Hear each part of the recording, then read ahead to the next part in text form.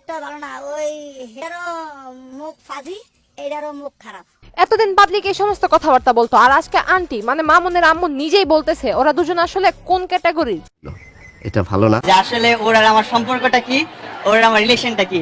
আপনার আর লাইলা আন্টির মাঝে কি সম্পর্ক এটা আমার আর বলার দরকার নেই, বাংলার মানুষ সবাই জানে। জানি, আমিও সব জানি। তবে এটা কি জানেন আবার নাকি মামুন আর লাইলার ব্রেকআপ হয়ে গেছে? বলেন কি? মানে বিশ্বাস করেন ভাই, এই সমস্ত জিনিস শুনলে নিজের উপর রাগ উঠে। কেন যে ফেসবুক আইডি খুলছি, না ভুল তো আমার এটা, আমি কেন ফোনটা কিনছিলাম ভাই? খুব অন্যায় হয়েছে। না ভাই আপনারাই কোন, এক অভিনয় মানুষ কতদিন দেখবে? হ্যাঁ ওর রাগ বেশি, বা ও রেগেছে কদিন পর বাসা ছেড়ে চলে যায়। ভাই রে, তোরা যদি এতই অভিনয় করতে চাস তাহলে অন্য ফর্মুলাতে কর, একই ফর্মুলাতে আর কতদিন অভিনয় করবি? মানুষ এখন বোরিং হয়ে গেছে। আর একটা কথা একবার না অনেকবার বলছে, হাজারবার বলছে, আর কিছুতে কিছু হইলে খোটা দেয়। আরে ভাই খোটা তো দিতেই পারে, তার খোটা দেওয়ার অধিকার আছে।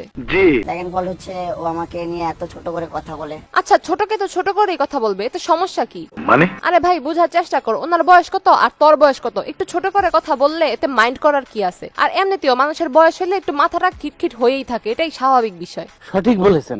তো আমার প্রয়োজনে 2 বেলা ডাল ভাত খাবো, তাও সুখে থাকতে চাই। মানে কথাই বোঝা যেতেছে লাইলার সাথে সংসার করে সে সুখে নাই। আরে ভাই সুখটা হবে কিভাবে? সবকিছুর তো একটা ব্যাপার স্যাপার আছে, এদের বয়সের ডিফারেন্সটা দেখলি তো বোঝা যায়। যাই হোক, কথা কি ক্লিয়ার না ভেজাল আছে?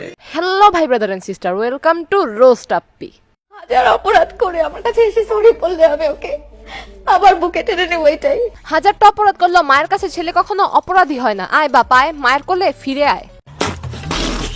আমি তার পাশে মানাই না, দেখতে খারাপ, মোটা, বুড়ি, এসব কিছু শুনেও কিন্তু এসব শোনার পরও সে মামুনের পিছিয়ে লেগে আছে। মানে লজ্জা শরমের তো একটা বিষয় আছে ভাই। মানে এই মহিলা কি দিয়া তৈরি, এত অপমান করতেছে তারপরও লজ্জা নাই।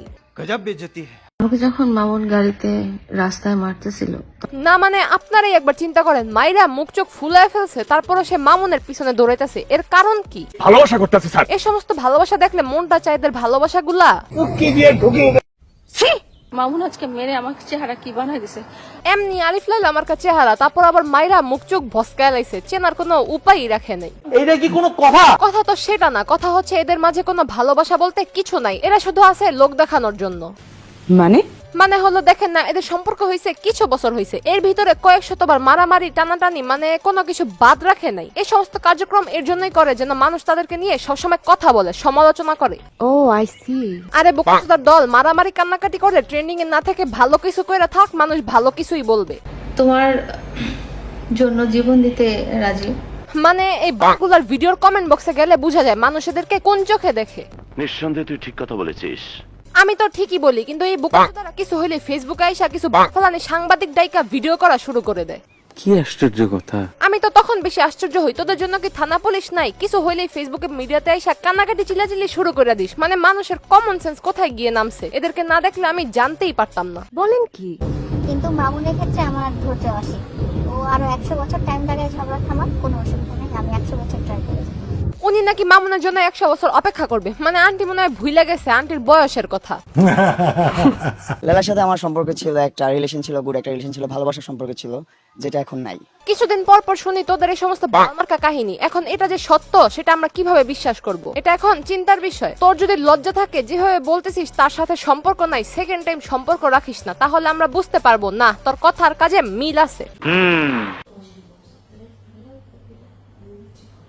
আন্টিকে তো দেখতেছি ডিপি অফিসে, আল্লাহ জানে আমাদের নামে নাকি কিছু কইরা আসলো।